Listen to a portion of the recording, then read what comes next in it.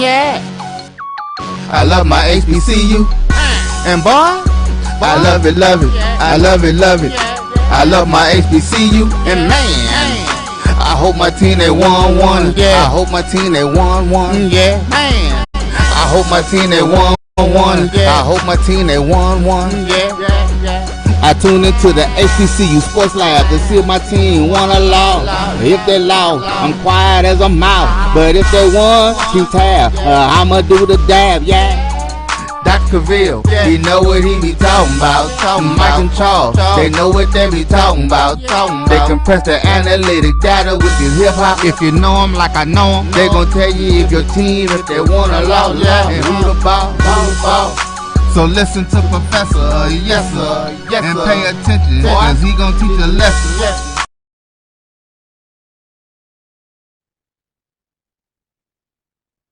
This is Dr. Cavil with Inside the HBCU Sports Lab with Mike Washington and Charles Bishop. Wait 1 minute. Mike Washington is not here. He is on assignment. Still on assignment. We'll talk about that later. None other than we have the pinch hitter, none other than AD Drew in the building. So welcome to episode 357 of Inside the HBCU Sports Lab radio show and podcast. The show that's covering the sporting HBCU diaspora, all things HBCU sports for institutions large and small, from NAIA to the NCAA. We share insights and information on the HBCU sports culture, HBCU athletic aesthetics, facilitate the story of HBCU athletic programs in the business of HBCU sports. I'm your host, Dr. Kenyatta Cavil, along with my co-host, Mike Washington and Charles Bishop. We're filming from our home studios and sending a signal live to KCWH 1230 AM studios with the Texas Radio Hall of Famer, Ralph Cooper, multi-Hall of Famer that is, Ralph Cooper, in the beautiful home of Texas Southern University from Houston, Texas. With that being said, Charles Bishop, how you doing this morning? Doing well, Doc. Yeah, doing well. School has started. We are up and running. The semester is upon us, and we are off and ready and running. And I'm saying this morning, as if I saw you as you were working out. Oh, no doubt. The routine is the routine now. So Monday, Tuesday, Wednesday, Thursday, we're back in there 4 days a week. So. Yeah, got to get it in. With that being said, AD Drew, how you doing today? I would be remiss, Dr. Cavil, if I didn't start this show off right with a couple of happy birthdays. Those happy birthdays include my mother, who is still alive and kicking, and my little brother, who was also born on this same day, January 17th. So that's pretty cool. One born 19 and one born after me. So I'll just put it at like that. So my brother's an 80s child, so. Let me say that as well. Happy birthday to your mom as well as your brother. Good deal. Appreciate that. They definitely appreciate it. First thing I did this morning was shoot them the impersonal text that we do now to wish them happy birthday. Still haven't had a chance to make the phone call because of their work schedule, but at least I did shoot them a text this morning, so they can't say, God, dog, you forgot about us again? Yeah, I know you don't live here in the same city with us no more, but you are still part of the family. This ain't like we asked you to come home for the family reunion. Yeah, you better send texts, cards, phone calls. You got to do what's necessary. But yeah, text is appropriate at times. At least you get the point out there. I wanted to start with this. I know there's been a lot of talk, obviously, with Ed Reed's comments, but I'm not going to go into that. There's been plenty of talk about that, and I've been on other platforms to share different information, so I don't want to cultivate the time here to do that. But there's always another way you can look at things, and in this case, Eddie George, he does provide his comments on Ed Reed. He talks about determination, quote, to see change happen, end quote, at Tennessee State. This is courtesy of HBCUsports.com. Won't go through the entire article, but there's some good points in there if you want to read that article. Obviously, go to HBCUsports.com.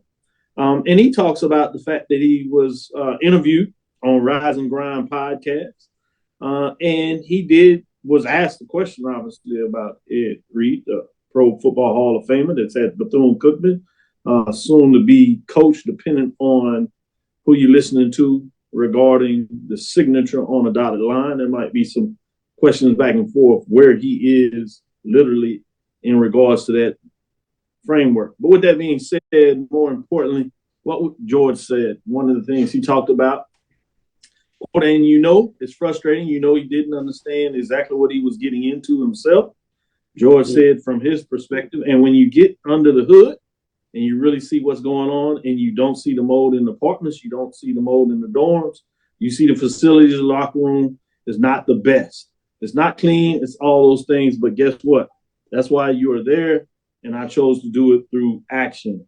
And so it's interesting that he brings it up. He also talks about, I choose to do it through, let me roll up my sleeves and get in front of the people, corporations, the schools, presidents, the politicians, and say basically what we are doing, end quote. So it's fascinating just to see that you have juxtaposed with people with different perspectives, different positions. How do they go about businesses? And at the end of the day, we'll see, at least if you're measured by your record, we'll see what that looks like. You'll also get a chance to see at some point college athletes, how they speak about coach. You always hear in different platforms, different types of affinity for coaches in various ways. So it'll be interesting to see what that looks like. And so I just wanted to bring that to the table, just to spin it off in a different platform. A lot of people appreciate it because he went in and talked about what a lot of people often talk about is the funds and the deprivation of the funds that I talk about in my research. One of the ways I have my platforms, and he reports that the state may owe the school $150 million to $544 million in land grant funding that has never been paid. And so one of his goals was to help the institution in terms of getting that money. That is owed to them based on records that people have described. And unfortunately, in a lot of cases, at least for state institutions, is a reoccurrence in regards to understanding that resources have not been allocated to these institutions as they should over a period of time. But I thought it was fascinating just to see a different perspective of how you could go about the business of leading young people at an institution, any source, but this particular case, HBCU Sports. With that being said, I'm going to go to you, Charles, for some other news of the day. What do you have on your mind that you want to share? Sure. Let's start off with the SWAC Women's Basketball Weekly Honors for this past week, January 17th. SWAC has tabbed Texas Southern's Adriana Avent and Florida A&M's Dylan Horton for the SWAC Women's Basketball Weekly Honors for their outstanding performances this past week. Let's take a look at Adriana Avent, as she was a key contributor to the Texas Southern Lady Tigers this past week. She averaged 21 points per game while shooting 38% from behind the three-point arc. She shot an impressive 86% from the free throw line. Also contributed 3 rebounds and 2 steals per game during this past week of competition. The Impact Player of the Week was Dylan Horton. She averaged 20 points per game, 3.5 rebounds, and 3.5 assists. She crossed 2 league contests. FAMU this past week, she shot 50% from the field against UAPB and Mississippi Valley State. She poured in a game high 21 points against UAPB this past Saturday, and she followed that with a game high 19 points during the Rattlers' 69-53 win over Mississippi Valley State this past Monday. So those were your SWAC Women's Basketball Weekly Honors. Damn, you getting the win. I see you Rattlers out there getting it done. On the women's side, great accolades for all those players of the week. Drew, what direction you want to go with some news of the day? I want to go off script for a minute, Dr. Cavil. I want to go to something that happened today, and that was the CIAA basketball press conference. It occurred about 3 o'clock or so today, Eastern time, held in Baltimore. They did a unique thing. They had a press conference and free throw showdown. We're not gonna get into the free throw shooting because we know everybody could be have some little work for the charity strike. But I do want to get into some of the highlights of this. And I'm quoting part of this from CIAA.com, and also I'll throw in my thoughts from actually watching the press conference live. But from CIAA.com, as the country celebrates the 50th anniversary of Title IX civil rights law, the conference is proud to be one of the few conference tournaments to feature both male and female competition during the same week and at the same facility. It also boasts the first female commissioner of the CIAA and the first ever appointed African-American female commissioner in the NCAA across Division I, Division II, Division III. CIAA Commissioner Jackie McWilliams, a two-sport star athlete at Hampton University. And it goes on to tell a little bit about her personal accolades. But one of the things that I thought that was going to be interesting about this as they celebrate the 50th anniversary of the Title IX is on Championship Saturday, they are going to flip the order of the championship game. Traditionally, the women play before the men. Traditionally, the women's crowd is not as big as the men's crowd because they play first. So this particular year, the men will play first, followed by the women, to get the people in the house to be able to highlight the women and the athleticism of the women's play in basketball. And it goes on to talk about some of the other things, impact in the Baltimore community. 2022 tournament was a smashing success with both the Baltimore community economically and culturally, with over, check this, 66,000 attendees over the 22 games of the tournament. And let's talk dollars and cents. So this is the business of HBCU sports.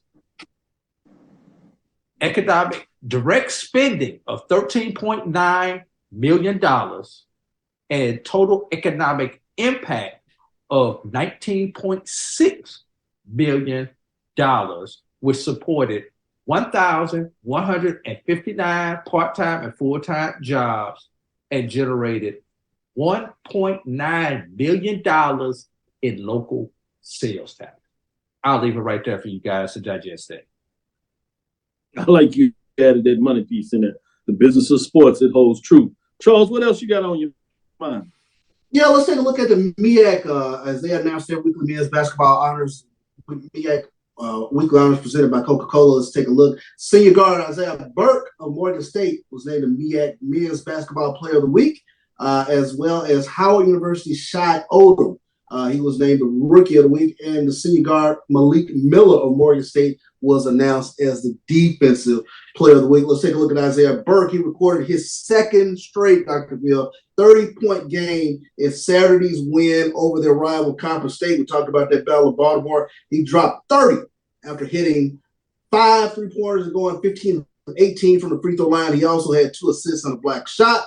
Take a look at Shai Odom for Howard University. He averaged 11.5 points, 5 rebounds in 2 games for the Bison, going to combine 6, 14, 43% from the floor. He opened with 15 points and 7 rebounds against Norfolk State before adding 8 points in the win over Morehouse. And Malik Miller of Morgan State, Defensive Player of the Week, grabbed a career high, get this, 19 rebounds, including 17 on the defensive end against Conference State, while also notching 3 steals to help keep the Bears undefeated in MEAC conference play. He also had 16 points for his 8th double-double of the season to go along with 5 assists. So those are your players of the week in the MEAC on the men's side.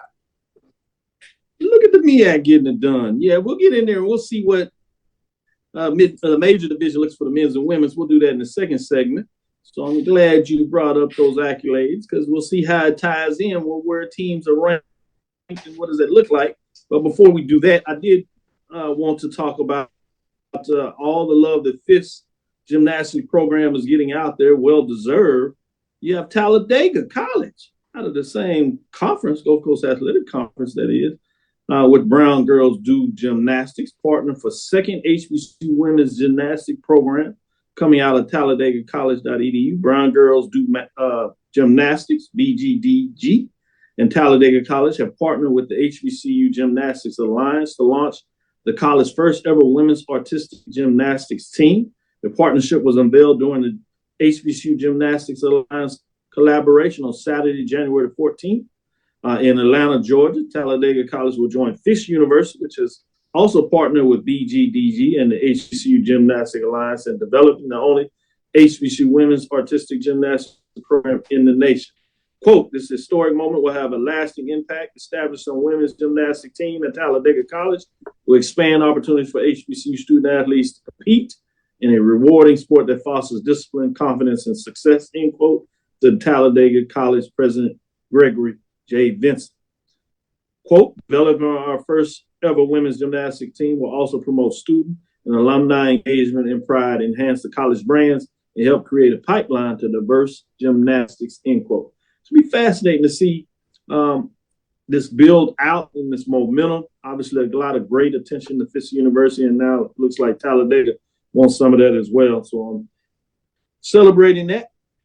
Before we get in there, obviously, we talk a little bit more about the mid-major polls, which is Division II, includes CIAA, SIAC, and those independents, as well as NAIA programs. But Lonnie Blow had a question in regards to CIAA.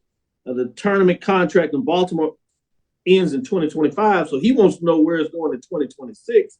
I think a little bit about that. He said later that the tournament belongs in Charlotte, not Baltimore. So I think that's part of his excitement about that. Usually what you find out when tournaments do a bidding on it, they go a year before. 2024 is usually when you start seeing the bid process about what that looks like. You had something to add to that? They did address that during a press conference. The contract was actually supposed to end in 2023. They just signed a 2-year extension to extend it out to 2025. So they've already done their first re-up of the tournament in the Baltimore area. So they're kicking that can down the road for a couple of years. Who was that, Lonnie Blow, you said? Yeah. Okay.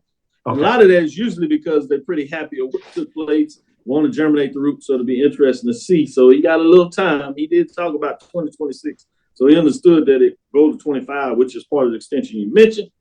But you won't hear anything in 2024 unless, like you just announced, they decide to re-up it even sooner. So Charlotte has to wait before they get out there and get a chance to put their bid in, hopefully put their money where their mouth is, such it can be done right if it does happen to go back to Charlotte. With that said, let's take our first break. We'll be back on the other side. So we get into the poll rankings. A lot of good action this past weekend.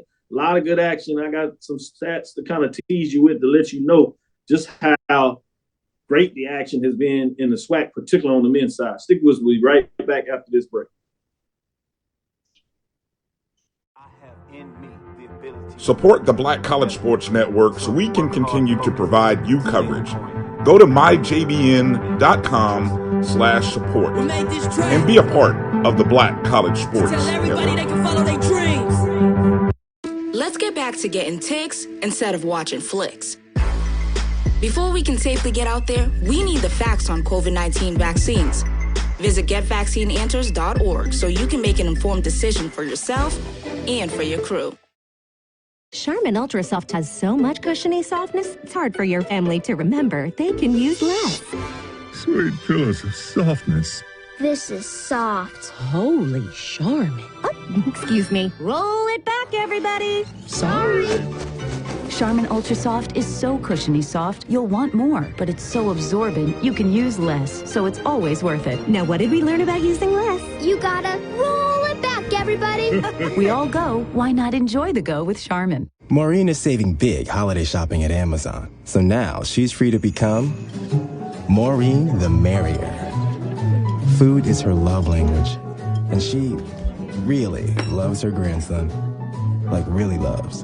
Since 2002, Empowerment Resources, Inc., a nonprofit organization, has empowered more than 1,500 youth and adults in Duval and surrounding counties through its programs Journey into Womanhood, Girls Mentoring, Life Skills for Teens, and Parenting Education Coaching. To get involved with programs, volunteer, or donate, visit www.empowermentresourcesinc.org. Follow us on social media, facebook.com/empowerment.resources and instagram.com/empowermentjax. Press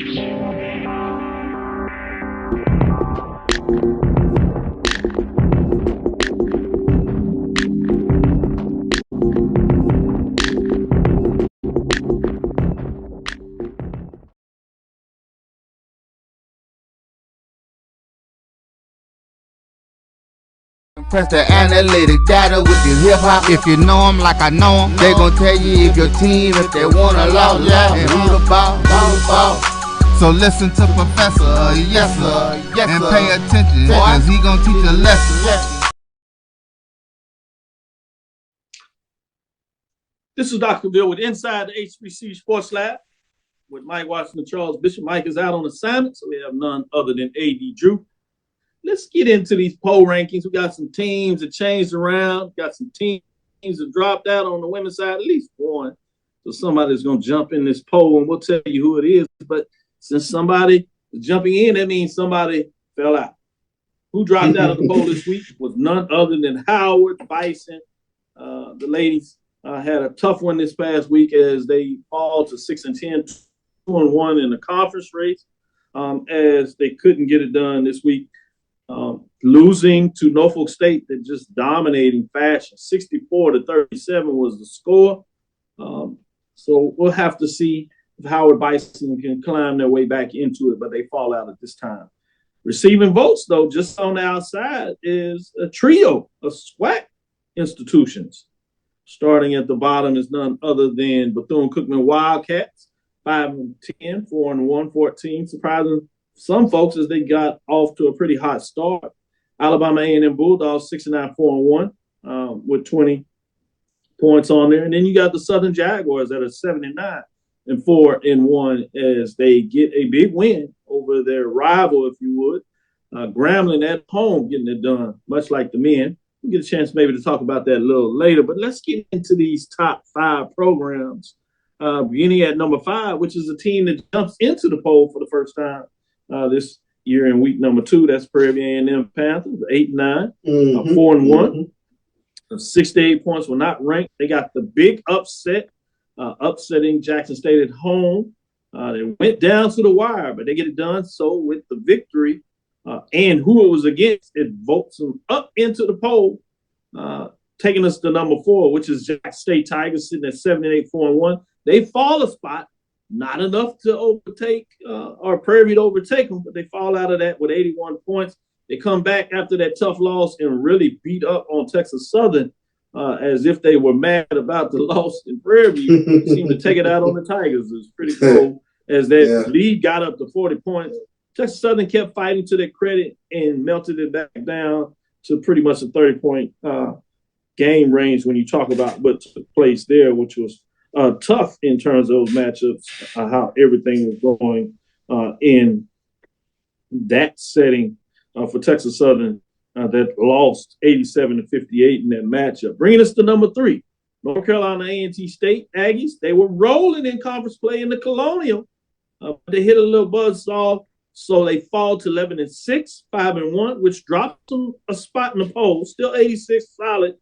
They still are in good shape when you talk about the conference race because the other team that was undefeated in the race also lost as well. So they're still grinding for that top spot in terms of the matchup that will come up in a couple of weeks. Bringing us to number 2. Number 2 on the race is none other than Morgan State Bears. Morgan State Bears receives 1 first-place vote, 9-6, 2-0 in the conference race as they get it done. They beat Cobbin State, their rival. They're 61-46. So the Bears, Morgan State women's program down there, are playing really good basketball. The ladies are getting it done. 1 first-place votes, 101 points. They move up 2 spots, jump over a couple of teams as they continue to roll and get it done. Bringing us to number 1. This should not be a surprise to anybody. This is Norfolk State, 15-3, 3-0, 7 first-place votes. So they increase the first-place votes, 116 points. As they are getting it done, they defeat Howard, as we talked about earlier, that dropped out of the poll. That was because Norfolk State put a thumping on them, 64-37. They are rolling and getting it done. Credit to Norfolk State in terms of what they're getting done.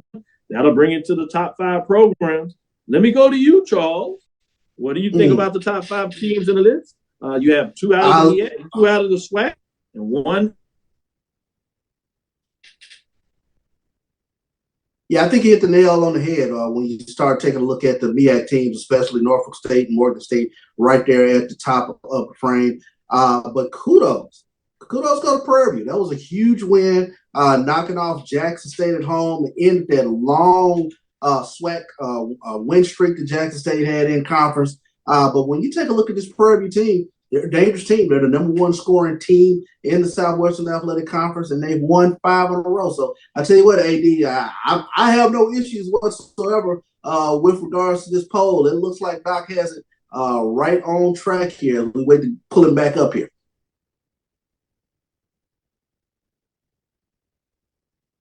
Looks like we lost Doc there for a second, Charles, but I'll go ahead and get into my thoughts on the polls. Obviously, number one, no debate about number one. No debate on Norfolk State. Yeah, right. Right now, it's about who is the next best. Black College Sports Network had number 2 and number 3 flip flop. We had North Carolina A&T number 2 and Morgan State number 3. And you can make an argument either way for those. North Carolina A&T State have suffered their first conference loss this week on Sunday, looking good over there in the CAA conference. So we can go and we can debate that. I'm pretty sure we could debate that either direction between Morgan State, who's undefeated in the MEAC, and one loss North Carolina A&T. Number 4, we were all consistent. Jackson State's number 4.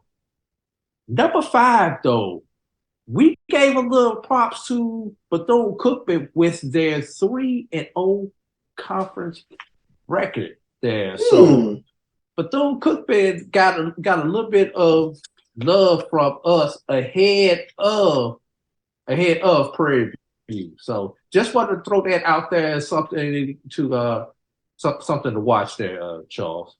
When you look back over the weekend, were there any surprises when you take a look at the SWAC and MEAC or things that caught your eye between Saturday and Monday? Well, let's start off with the obvious surprise. Jackson State.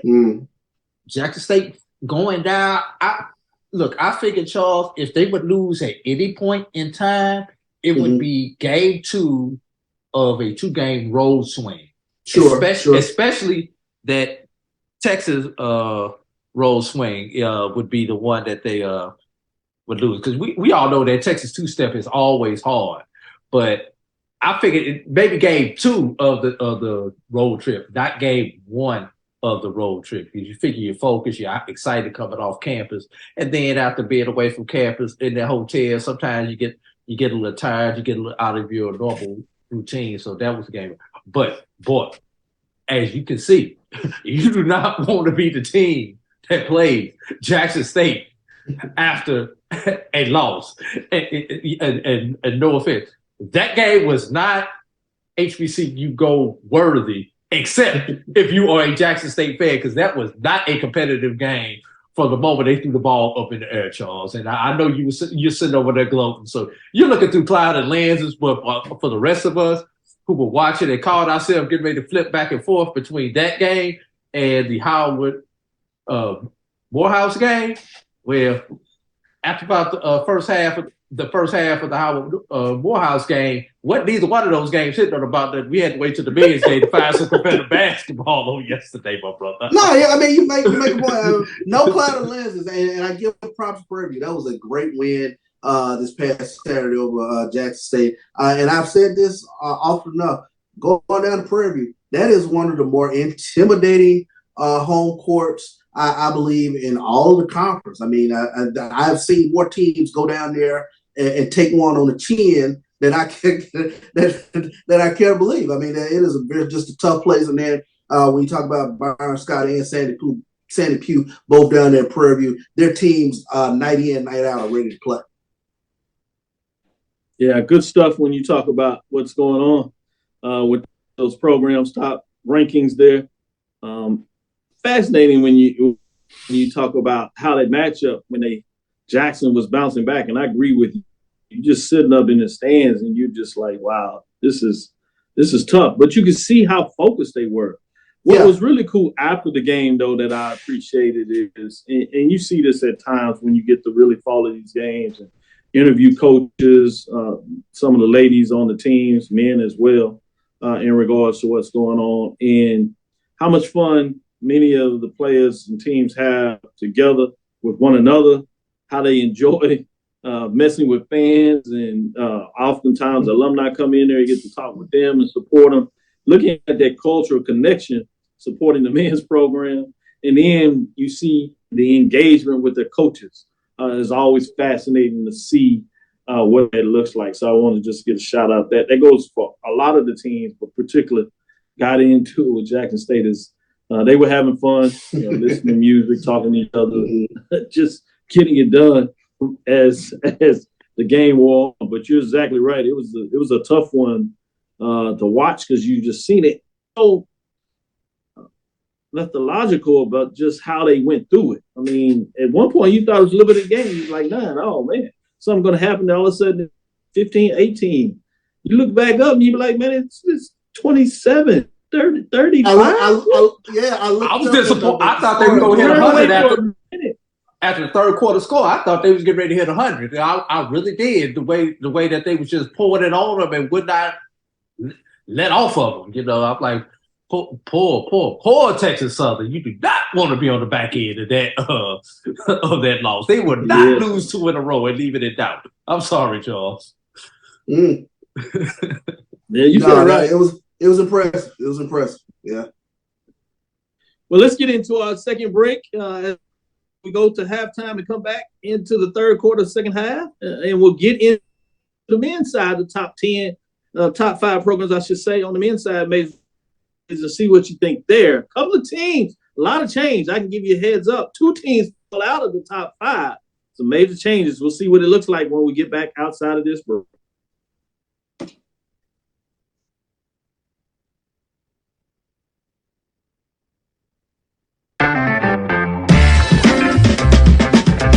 Your ad could be ran here. MyJBN.com/support. MyJBN.com/support for more information.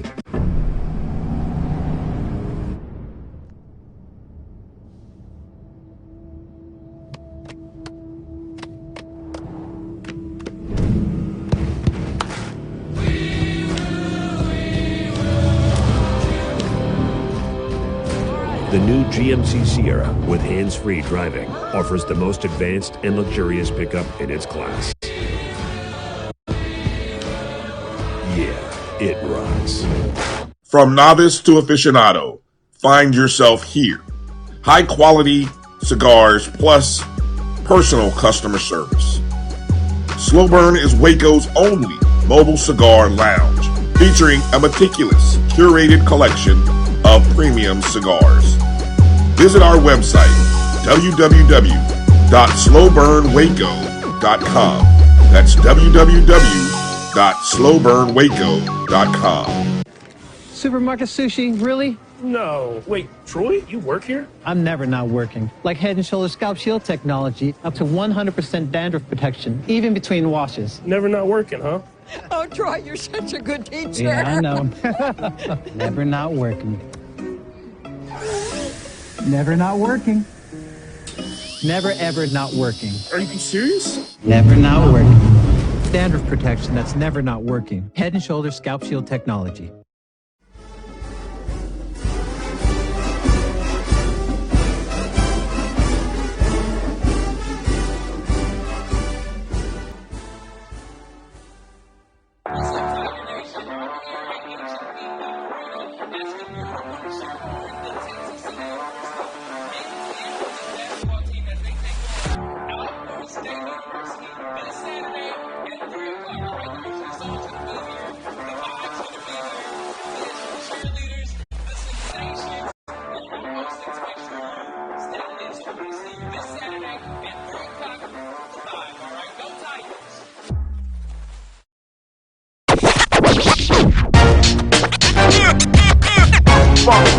It's like a loot machine.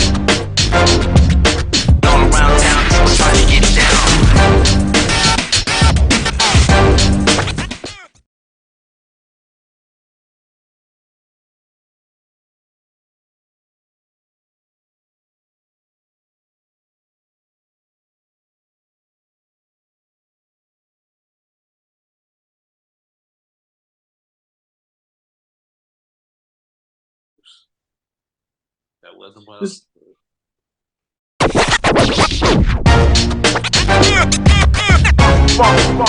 like a loot machine.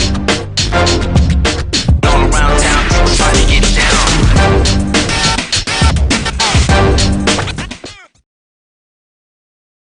Press the analytic data with your hip hop. If you know them like I know them, they gon' tell you if your team, if they wanna law, and who the ball.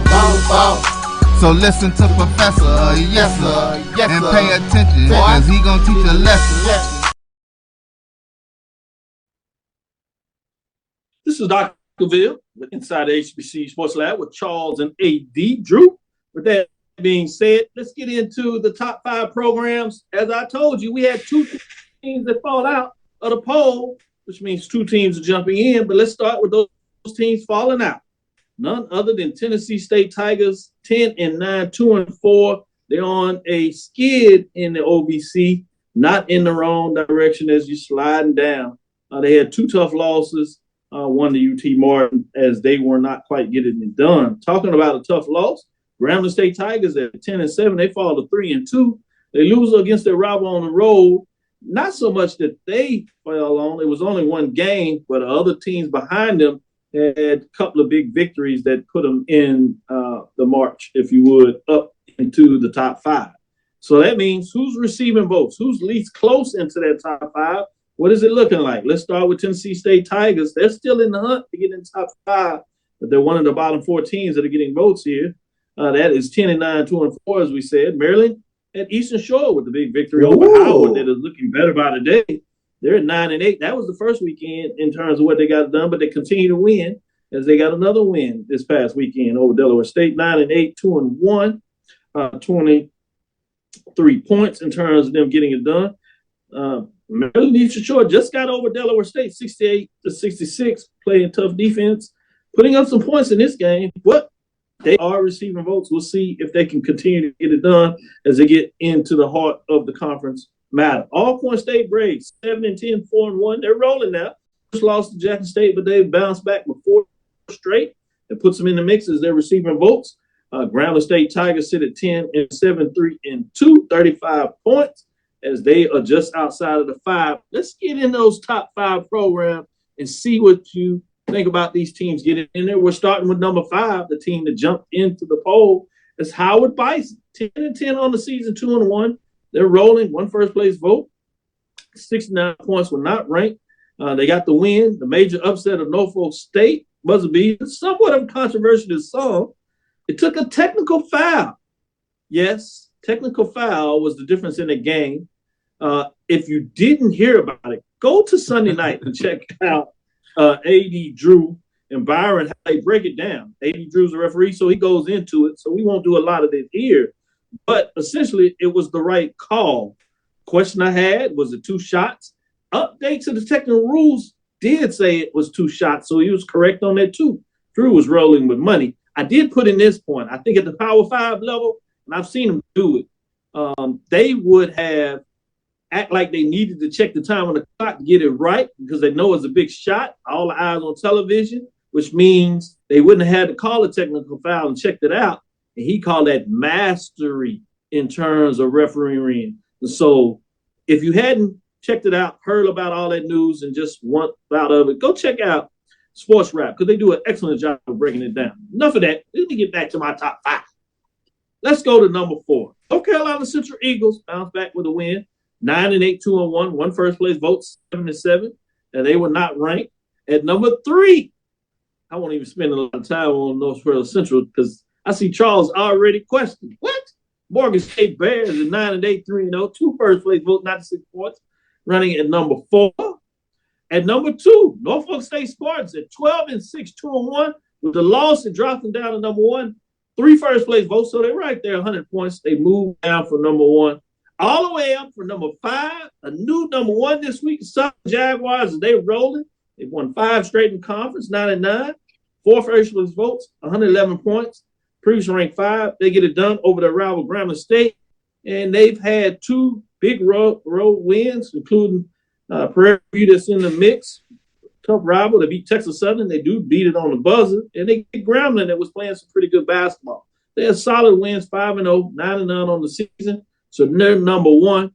I'm going to make Charles wait since he's got that smug look on his face. I'm going to go to 80, Drew. Drew, what do you think about the top five?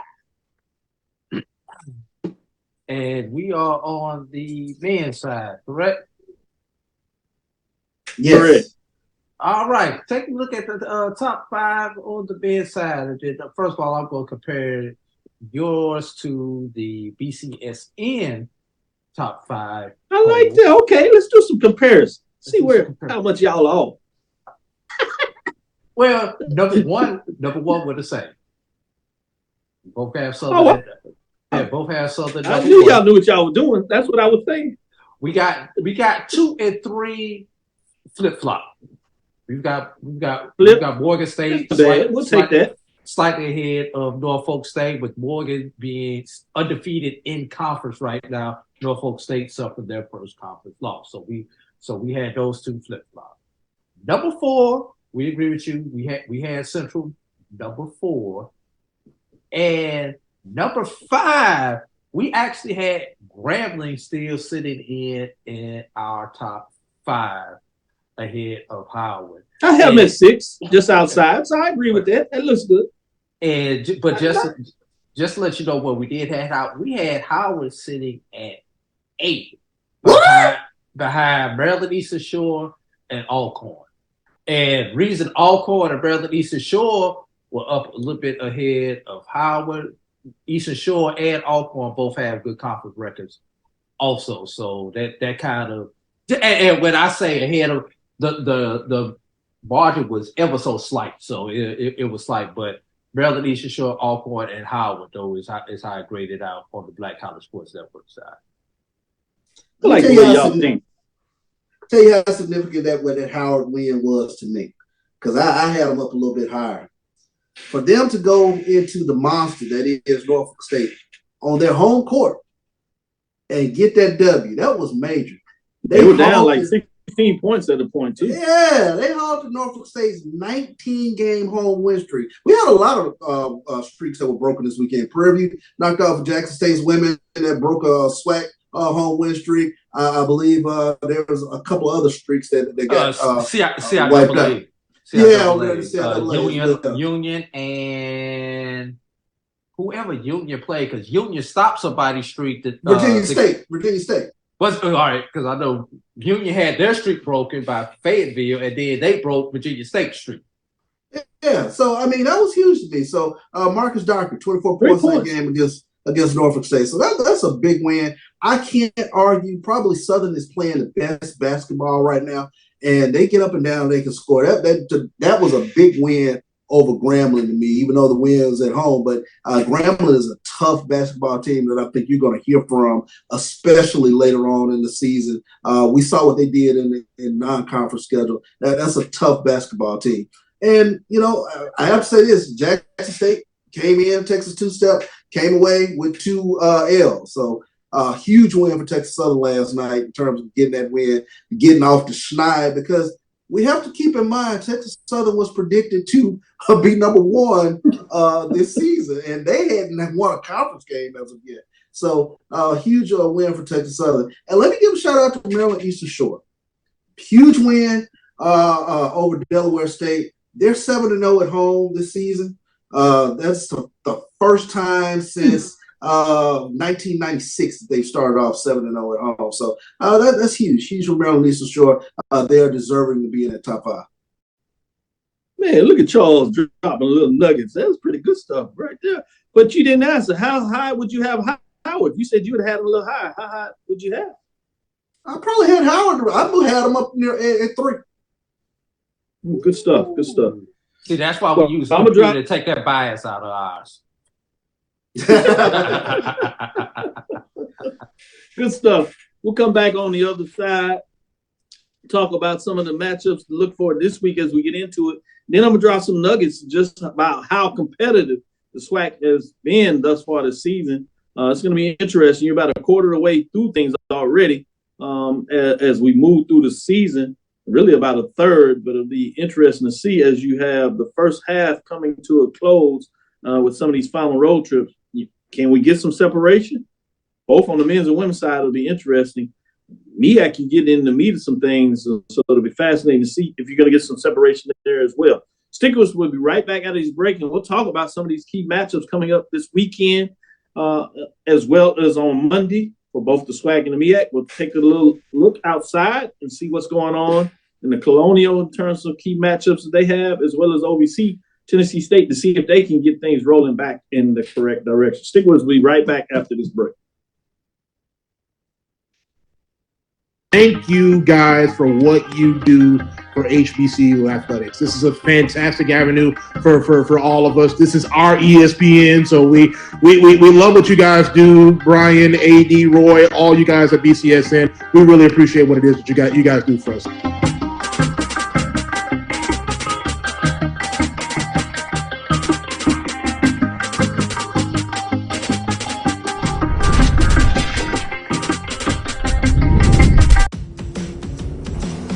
Don't worry, Ma. We'll be there soon. Me? Is this the one? Well, let's say I found the one who takes me to another level. Always stays calm under pressure. Most importantly, the one that helps me discover the coolest places. This sounds wonderful. Come outside, I'll introduce you. They're here. Definitely the one. Introducing the all-new Nissan Frontier.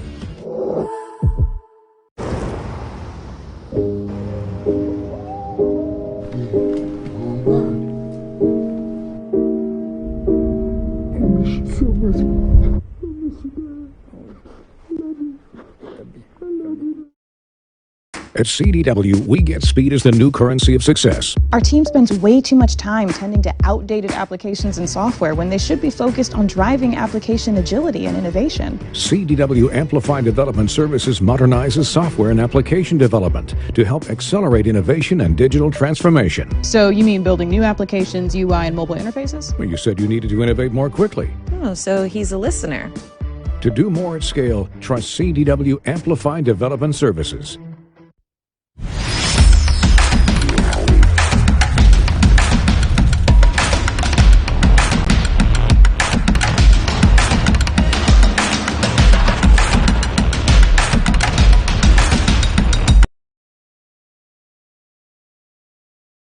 Press the analytic data with your hip-hop. If you know them like I know them, they gon' tell you if your team, if they wanna lose, and who the ball. So listen to Professor, yes sir, and pay attention, cause he gon' teach a lesson.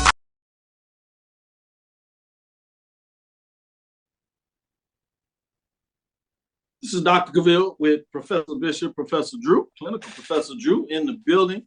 Getting it done. Let's get into some of these matchups. I'm going to start with the OVC. Tennessee State has 2 this week.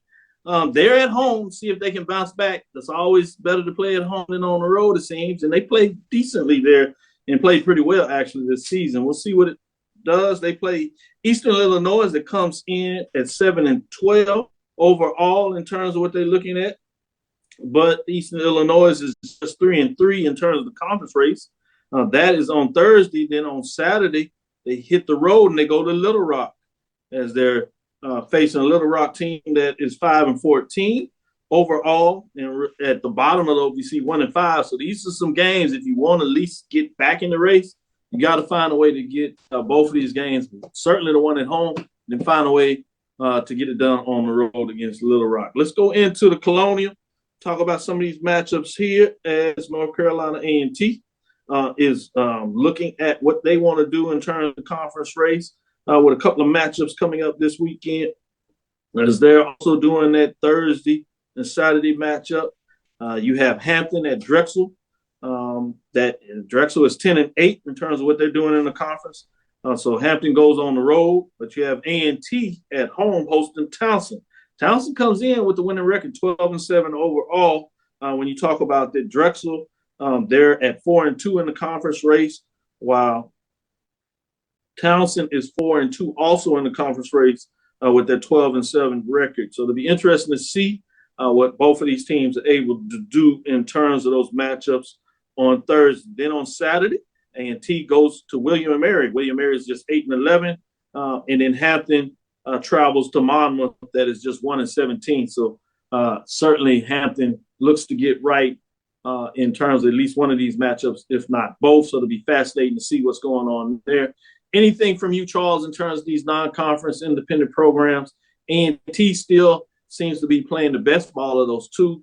Tennessee State is hitting a little bit of a hard time, even though they have the winning record overall. Yeah, Tennessee State swell is the one that kind of concerns me a little bit. But like you said, A&T is playing some great basketball right now. But home cooking is always a good thing. So we'll see what Tennessee State can do at the Gentry Center this weekend. What about your thoughts, Eddie Drew, on any one of those teams? I need Tennessee State to get some consistency. You know, they did good non-conference since they've gotten into conference. Win one, lose one, win one, lose one, win one, lose one. Another Tennessee State season. Yeah. You know, especially at home, I need them to sweep a series at home. And then maybe we can build some momentum and do something in the OVC. That's what I'm looking for out of Tennessee State. It's interesting. Obviously, it didn't follow the Colonial previous to this. You've seen this in the Big South where traditionally in the MEAC and SWAC, you know, you have the home series where you play 2 games on home and essentially the next week you go 2 games on the road unless you play your rival, which could be a home and away depending on that series. So sometimes you get 3 at home and 1 away. In the OVC, in the Colonial, what I'm seeing is they do this, you know, split games, obviously. They tend to do Thursday and Saturday instead of the Saturday and Monday, but they split it up. They'll get 1 at home, then your second game will be on the road, or vice versa. Your first game on Thursday is on the road, and then your Saturday game is at home. So it's interesting to see that I hadn't followed that before. And OVC, previous to a lot of the teams leaving due to churn, they used to do the same format where they would get Thursday, Saturday games at home or Thursday, Saturday games on the road. So to see them flip it, I'm intrigued to see what that looks like and what that means for the consistency there. With that being said, let's get into the MEAC.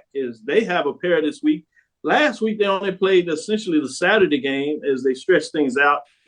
Martin Luther King holiday. You did see Howard take on Morehouse for that matchup that was very good in terms of television. A lot of pomp and circumstances, as you imagine it should be in terms of celebration of Martin Luther King and his contributions to our society in terms of Dr. King's holiday.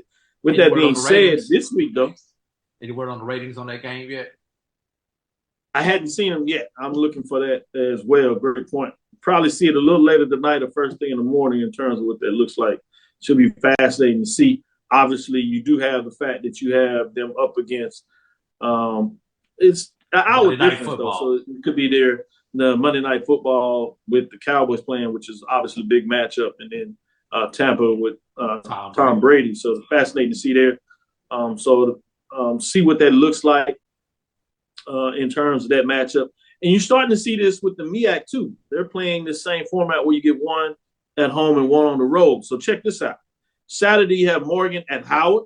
Big-time matchup here. Morgan State comes in at 9-8. Howard at 10-10. This is a top 5 matchup according to the rankings that are released today on the men's side. Interesting to see what that looks like on the women's side. Morgan State top 5 program. Howard has fell off a little bit after being at the top of the mountain just a couple of years ago. Then you have Eastern Shore at South Carolina State. Eastern Shore would like to continue to make a statement. They're 9-8, 3-16. When you look at the men's side of South Carolina State, struggling some. And then you have Delaware State at North Carolina Central in terms of that matchup. Then you have Norfolk State looking to see if they can bounce back at 12-6, going up against Coppin State 6-14. That is another one of those teams similar to Tennessee State. Non-conference wise, pretty solid in a lot of ways. But in conference race, they've been kind of up and down. So it'll be interesting to see what this matchup look like. I'll go to you, Drew. What are your thoughts on that? Well, Saturday, both on the men's and the women's side, you're just looking for teams to hold chalk because all of these games have a clear-cut favorite, for lack of a better word, in those particular matchups. So you just want to see if everybody can hold chalk on Saturday. And but you talk about the schedule of not doing the 2 games.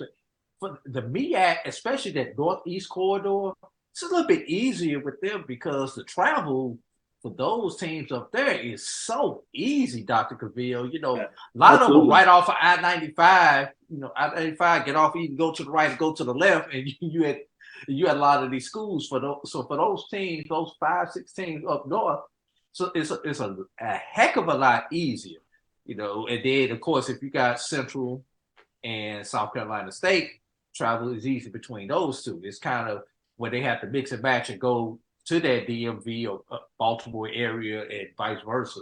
That's when it gets a little tough, especially on those bus rides. Good point. Charles, what are your thoughts on this Morgan State at Howard? Then turn around, I want to tease you with this one a little bit. You got Norfolk State and Morgan State on Monday. Morgan State is the home team. That's going to be the one. Those are the Morgan State games are the ones that intrigue me because Morgan State has 3 games in 5 days. You take a look at it, they have a midweek game tomorrow. They have Hartford coming into Morgan State. But again, like you said, Morgan State at Howard, that was going to be a huge game. But then, just as huge as that is, Norfolk State comes to Morgan State on a Monday. But check this out. Morgan State, thus far, 6-0 at home. That jumps out at me.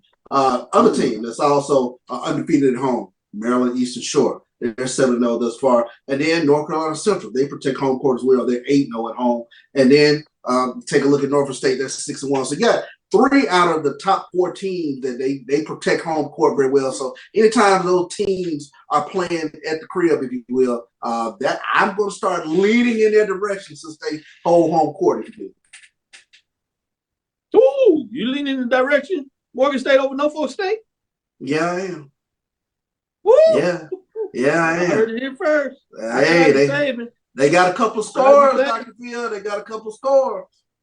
That's true. They're good. I mean, I'm not saying that they can't happen, but, you saying this live on air, that's one kind that you kind of peek out there and say later. I thought they might.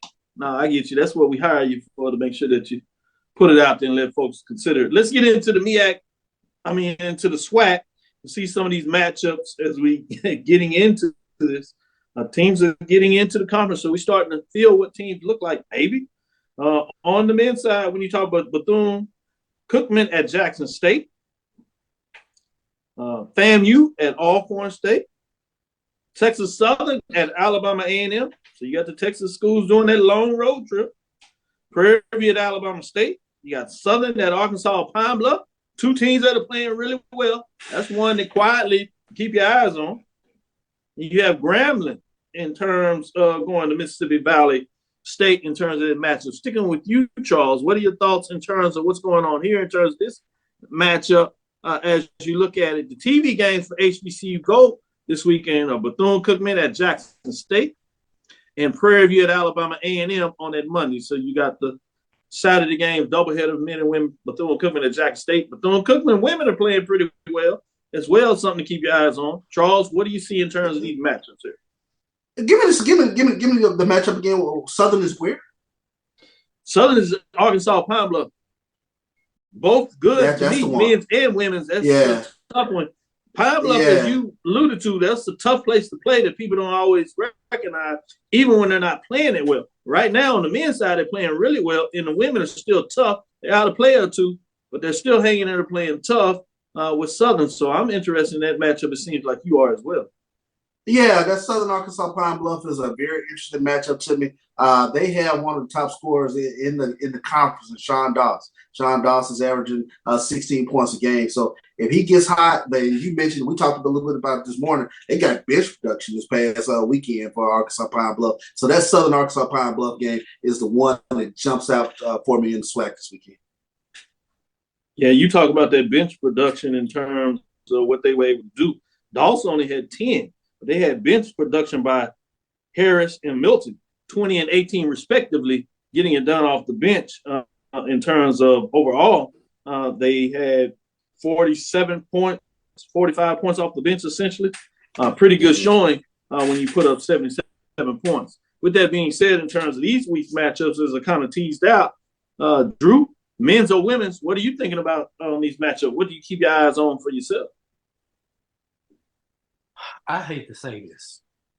Bethune Jackson State on the women's side. thank God for Bethune women, because at least somebody is in the basketball business in the state of Florida. Because this show is not. Oh my! It's not definitely not in Tallahassee right now. But them traveling to Jackson State on Saturday. That's going to be the one for me. Jackson State coming off of the blowout victory over Texas Southern. Bethune coming off a close victory at home against UAPB. It's going to be interesting. Jackson State won big on the road. Bethune squeak one out at the house. Both of them sit at 4-1 in the standings. So that's going to be the one that's going to that I really want to see how it turns out. Because right now, everybody's, I hate to say this, Charles, but everybody's chasing Prairie View on the women's side. Not used to people not chasing Jackson State. So Jackson State going from the hunted to the hunter. You might not want to see. Yeah, that's not a good position. Yeah, I was about to say. Well, we saw how it started off on Monday night, but it was probably better that you could see them in front of you. But if they're in a rearview mirror, that could be scary. So is that the one when you run the 4x1 and just hawk you down at the finish line when you start pulling up? Yeah, it's better for you to be the hawker. Yeah, I agree with you. Ooh, boy, you talking about dinosaurs? But this really gonna tell us something about Bethune's women, whether they are pretenders. Yeah, you get to see not. really how far are they. I agree with you. This is the first major match. They don't have, and they don't even have to win this game, but they need to be competitive in this game. Yeah, I agree with you. They got to show that they can play with them, particularly being on the road. The least make that move. And as we said, in a lot of ways, what we really are looking for those 2, 3, 4, and 4 seeds. We still think Jackson is going to outclass everybody as the games kind of match on. Credit again to Prairie View. They got it done, which is huge. And it's one of those games that you may not expect to have. So it's one that you have in the hole where you can kind of maybe get some ammunition later. But I'm looking at 2, 3, and 4 spots. So this is big in terms of seeding purposes when you really try to make your run during the tournament to get the NCAA bid. Yes, Drew? Hey, Charles, is Prairie View on the schedule twice, or is that the team that y'all played once this year? I'm just curious to see how. No, they should be on twice. Okay. Yeah, Prairie View should be making a trip to Jackson. Jackson. They played twice. They got to go to Jackson. Okay, because if they play. I was going to say, if this was the rotation year where they only played it once, that victory would have been huge when it comes to seeding. But Jackson does have his opportunity. Yeah.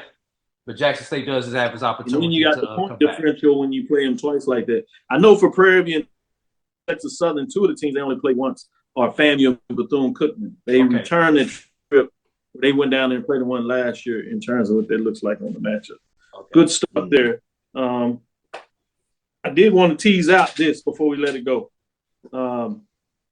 In terms of these really close games, in terms of that, people ask me about Prairie View in terms of their record sitting at 3-3. If you look at Prairie View in terms of top 5 matchups, where I'm starting to look at teams in terms of how they fared with other teams in the top 5. Prairie View, for example, when you look at something like that, they're 2-3 against the 5 teams that are ahead of them in the ranking, with the lone victory over Valley that sits at the bottom half of the conference. But in terms of the whole conference, I told you I would tell you just how good some of these games have been. If you break it down, 12 of the 32 games, or 37.5% of the SWAC games, have been decided by 6 points, essentially 2 possessions with the 3-point line or less. But a whopping 20 of the 32, or 62.5% of the SWAC games, have been decided by 9 points, 3 possessions or less. So more than half of the games have been, on the men's side, have been extremely competitive. So while you might see some gaps there, I'm not sure if anybody's going to quite run away with this race. And for anything in terms of you interested in wanting reasons why you want to see some of these games when they come on television, more than not, you're going to see some really well-played games in terms of the competitive balance of the conference. You already have 3 OT games, several buzzer beaters throughout the league, or at least last-second shots, leaving very little time on the clock. So very entertaining. Kudos to all the coaches in the conference and Charles in terms of the commissioner, that is Dr. Charles McCullough of the Southwest Southern Conference. As a couple of games will go down in the MEAC as we start, I'll do the same breakdown for the MEAC and see what those percentages are like and kind of compare that to see in terms of the competition and more so the competitiveness of the games that we're seeing, and we'll break it down for the women as well. I think it's a little bit of more of a spread there, but it's fascinating just to see what that looks like. Thank you for listening to Inside the HBCU Sports Lab. Make sure you share our podcast with your friends and colleagues. I am Dr. Kenyatta Cavil, the Dean of HBCU Sports, coming from inside the lab in the College of HBCU Sports with Mike Washington and Charles Bishop. Again, we want to thank you for listening to Dr. Cavill's Inside the HBCU Sports Lab with Mike Washington and Charles Bishop every Tuesday and Thursday, 6 o'clock right here. We look forward as we continue to give you the greatest news and up-to-date news in the HBCU sports culture. Follow me, Dr. Kenyatta Cavil, that's DrKenyattaCavil on Twitter, Facebook, and Instagram. That's DrKenyattaCavil. Inside the HBCU Sports Lab 1 on Twitter, Facebook, and YouTube. Inside the HBCU Sports Lab. HBCU Nightly on Wednesday. You can check me out on Twitter Spaces. I jump in there at times to give some updates on HBCU sports, particularly give some basketball talk from the SWAC perspective so people get some updates and see what's going on there. There's a lot of folks on that side share the MEAC, so it's very intriguing when you get into dialogue about what's going on as Herbert releases his top 5. So I always get to see what it looks like against the top 5 that we release right here on Dr. Liz Inside the HBCU Sports Lab. With that being said, you know what we say, dream big, continue to move forward. We'll talk with you soon. Charles? Of course. AD Drew? Lecture. Dismiss. We'll holler. Yes, indeed.